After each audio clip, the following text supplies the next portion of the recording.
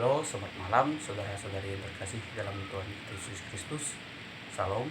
Di video kali ini saya akan sedikit menyampaikan awal mula masuknya gereja Katolik atau agama Katolik ke Indonesia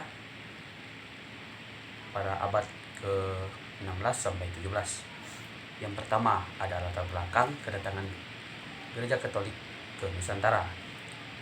Agama Katolik masuk ke Nusantara bersamaan dengan ekspansi kolonialisme Eropa pada abad 16. Pada saat itu, bangsa Portugis melakukan perjalanan laut untuk mencari jalur perdagangan rempah-rempah. Selain motif ekonomi, mereka juga membawa misi penyebaran agama Katolik yang dikenal sebagai semangat Deus Gloria et Peccania, yang berarti Tuhan kemuliaan dan kekayaan. Pada tahun 1911, Portugis menaklukkan Malaka dan menjadikan pusat perdagangan serta penyebaran agama Katolik di Asia Tenggara. Dari Malaka, para misionaris Katolik mulai menyebarkan ajaran Kristen ke wilayah lain, termasuk Kepulauan Nusantara. Yang kedua, misi Katolik di Maluku tahun 1546 sampai 1547. Maluku menjadi wilayah pertama di Nusantara yang menerima ajaran Katolik karena kedatangannya dengan pusat perdagangan Portugis.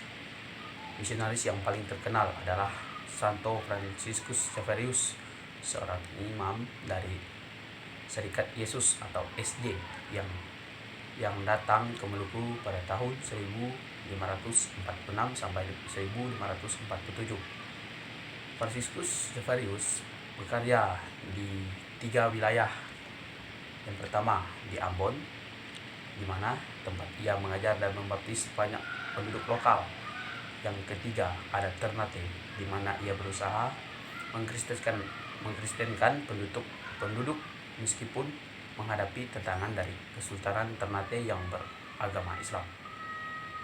Yang ketiga, Morotai, di mana ia berhasil membangun komunitas Katolik yang cukup besar setelah kepergian Santo Xaverius. Penyebaran Katolik di Maluku dilakukan oleh para misionaris dari berbagai ordo, terutama Dominikan dan Yesuit. Yang ketiga, tantangan dan perkembangan gereja Katolik di abad ke-17. Pada awal abad ke-17, penyebaran agama Katolik mulai menghadapi tantangan besar ketika Belanda atau VOC menguasai wilayah Nusantara. Mereka berusaha menggantikan pengaruh Portugis dan menyebarkan agama Protestan.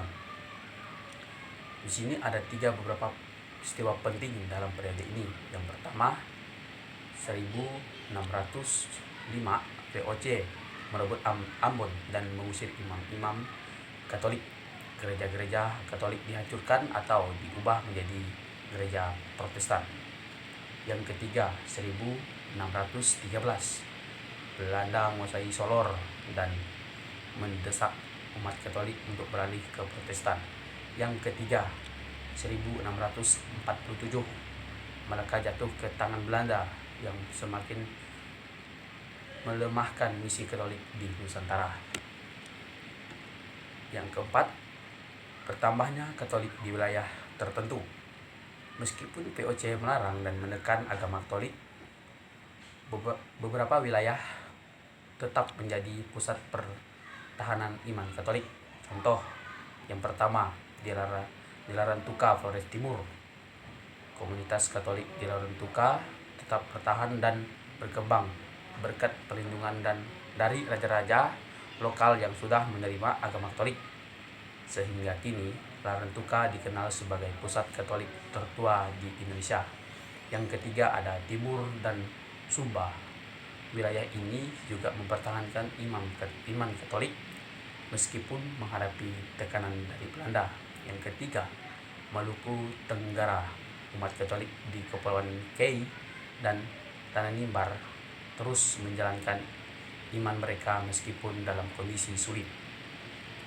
Kini saya akan yang kelima, ada kesimpulan. Kesimpulannya pada abad ke-16 sampai 17 gereja Katolik mulai masuk ke Nusantara melalui misionaris Portugis, terutama di Maluku dan Nusa Tenggara. Namun ekspansi Belanda yang membawa Protestanisme menyebabkan tekanan besar bagi gereja Katolik. Meskipun demikian, iman Katolik tetap bertahan di beberapa wilayah dan menjadi besar bagi perkembangan gereja Katolik di Indonesia dan di masa-masa berikutnya. Sekian video kali ini. Sampai jumpa di video berikutnya. Tuhan Yesus memberkati.